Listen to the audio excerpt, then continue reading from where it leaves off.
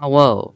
Today we are going to cover the history of Southern Pacific 1673. Let's get started. 1673 is a Class M4260 Mogul built by Schenectady Locomotive Works for the Southern Pacific in 1900 and was delivered in November of 1900.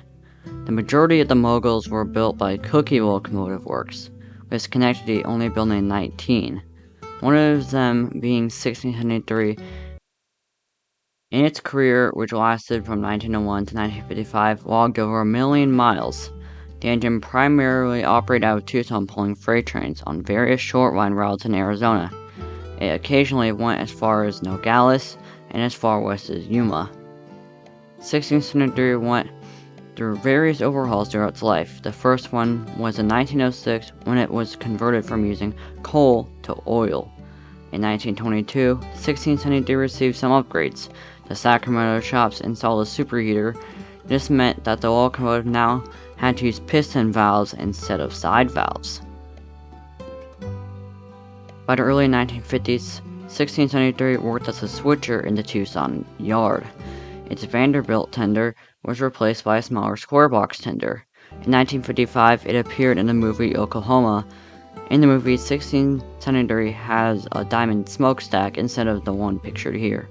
On March 18, 1955, 1673 was used for a publicity photo shoot in Sahuarita, Arizona that lasted a few days. 2 days later, 1673 was the star of the Southern Pacific's 75th anniversary of arriving in Tucson. The locomotive pulled excursion trains from the SP Depot to the Pacific Fruit Express yard.